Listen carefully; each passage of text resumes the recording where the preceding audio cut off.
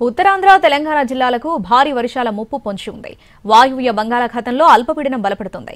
ఏపీలో 7 జిల్లాలకు orange alert bulletin ఇచ్చింది ఐఎండీ. ఇప్పటికే బలమైన ఈదురుగాలులతో వర్షాలు విస్తారంగా కురుస్తున్నాయి. విశాఖ, కాకినాడ తీరంలో సముద్రం అలజడి సృష్టిస్తోంది. పెద్ద ఎత్తున తీరం కోతకు గురైపోతుంది. ఉత్తరాంధ్ర జిల్లాలో ముసురు ముప్పుగా మారుతోంది.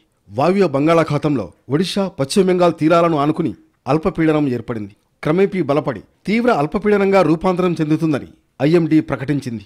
అల్పపీడన ప్రాంతం నుంచి రుతుపవన ద్రోణి 1 సంబల్పూర్ మీదుగా వ్యాపించింది. తూర్పు మధ్య బంగాళాఖాతం వరకు సముద్ర మట్టానికి 1.5 కిలోమీటర్ల ఎత్తులో విస్తరించింది. దక్షిణ ఛత్తీస్గఢ్ నుంచి అల్పపీడన ప్రాంతం వరకు మరో ఉపరితల ఆవర్తనం కొనసాగుతోంది. వీటన్నింటి ప్రభావం వల్ల వచ్చే 5 రోజులు ఉత్తరాంధ్రకు వానగండం పొంచి ఉంది. అల్పపీడనం ప్రభావంతో ఇప్పటికే విస్తారంగా వర్షాలు కురుస్తున్నాయి. విశాఖ జిల్లా ఆనందపురం పరిసరాల్లో 8 సెంటీమీటర్ల వర్షపాతం నమోదైంది. అటు అల్లూరు సీతారామరాజు జిల్లాలో భారీ వర్షం కురుస్తోంది. ప్రముఖ పర్యాటక కేంద్రం అరకులోయ వెలవెలబోతోంది.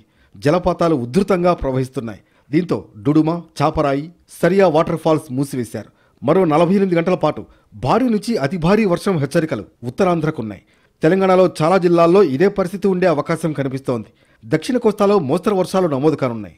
తీరం వెంబడి బలమైన ఈదురుగాలులు వీస్తున్నాయి. ప్రధాన పోర్టుల్లో 3వ నెంబర్ ప్రమాద హెచ్చరికలు జారీ చేశారు. భారీ వర్షాలు ఛత్తీస్గఢ్ రాష్ట్రాన్ని కుమ్మేస్తున్నాయి. దీంతో ఈస్ట్ కోస్ట్ రైల్వే పరిధిలోని జగదల్పూర్, విశాఖ నైట్ ఎక్స్ప్రెస్ రైలును రద్దు చేస్తున్నట్లు ఈస్ట్ కోస్ట్ రైల్వే ప్రకటించింది.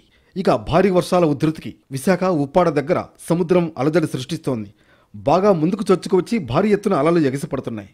దీంతో చాలా చోట్ల తీరం కోతకు గురైపోతోంది. విండ్ డైరెక్షన్ మారడమే ఈ పరిస్థితికి కారణమని నిపుణులు చెబుతున్నారు. విస్తారంగా కురుస్తున్న వానాలకు విశాఖ గాజువాకలోని వెంకటేశ్వర స్వామివారి ఆలయం రిటైనింగ్ వాల్ కూలిపోయింది. షెడ్లు ధ్వంసమయ్యాయి. దీంతో ప్రజలు మరింత అప్రమత్తంగా ఉండమని హెచ్చరికలు జారీ అయ్యాయి. మత్స్యకారుల వేటను నిషేధించారు. కలెక్టరేట్లో కంట్రోల్ రూమ్లు ఏర్పాటు చేయగా డిజాస్టర్ మేనేజ్మెంట్ బలగాలు సంసిద్ధంగా ఉన్నాయి.